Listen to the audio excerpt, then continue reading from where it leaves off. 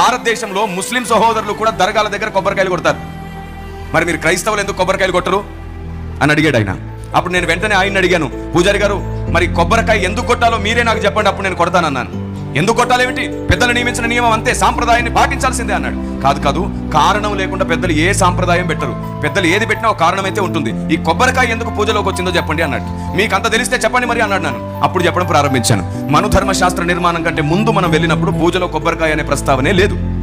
అప్పుడండి ఎవరు ముట్టుకొని ఎవరు అంటుకొని నీళ్లను దేవునికి సమర్పించి పూజ చేయాలనే పద్ధతి ఉండేది.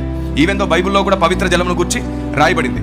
రాగి బిందెలు, ఇత్తడి బిందెలు ఇప్పటికీ చూడండి, ఎవరు నిద్ర లేవక ముందు బావి దగ్గరకో చెరువు దగ్గరకో వెళ్ళి పూజారులు ఏం చేస్తారు, నీళ్ళు తెస్తారు. ఒకవేళ అక్కడ మీరు కుళాయి ఉందనుకో, మీరేమో బోరింగ్ అంటారు కదా, బోరింగ్ ఉందనుకో, వాళ్ళు ఏం చేస్తారు తెలుసా, దీని మీద 11 బిందెలు పోసేసి అమ్మయ్య ఇది పవిత్రమైనది అని అప్పుడు పట్టుకుంటారు.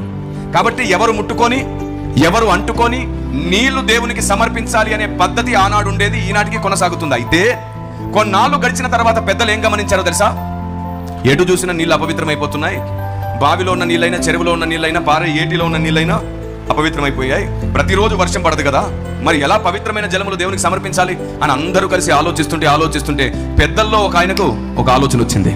ప్రకృతి పాడైపోతే జవాబు కూడా ప్రకృతిలోనే వెతుకుదామని అన్నాడు.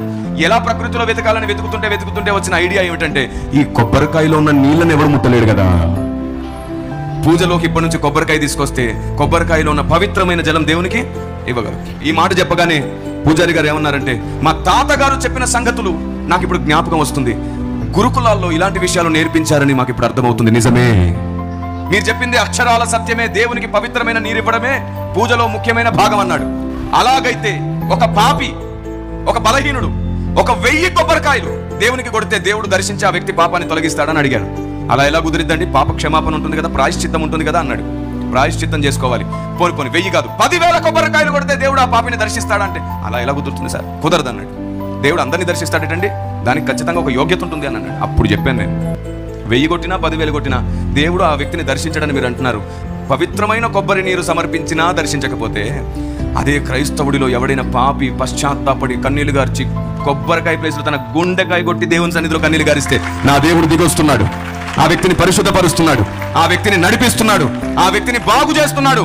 ఇప్పుడు చెప్పండి పూజారి గారు, కొబ్బరి నీరు పవిత్రమా, కన్నీరు పవిత్రమా అని అడిగాను. అప్పుడు ఆయన అన్నాడు, కన్నీళ్ళ కంటే భూమి మీద ఇంకో పవిత్ర జలమే లేదు సార్, అందుకే మేము కొబ్బరికాయ కొట్టడం అని కన్నీళ్లు గార్చడం ప్రారంభించాం సార్. Praise the lord. ఇది కూడా ఎవరు అంటుకొని ముట్టుకొని పవిత్ర జలము సార్. ఇంతకు మించిన పరిశుద్ధమైన నీరు ఈ భూమి మీద ఎక్కడ దొరకదు. మేము కొబ్బరికాయ కొట్టడం మానింది ఆచార సాంప్రదాయాలు మార్చడం కదా, అసలు రూపమేమో దేవుడు మాకు అర్థమయ్యేటట్లు చేశాడు. మా గుండెకాయ కొడుతున్నాం దేవుని దగ్గర. దేవునికి స్తోత్రం కలుగును.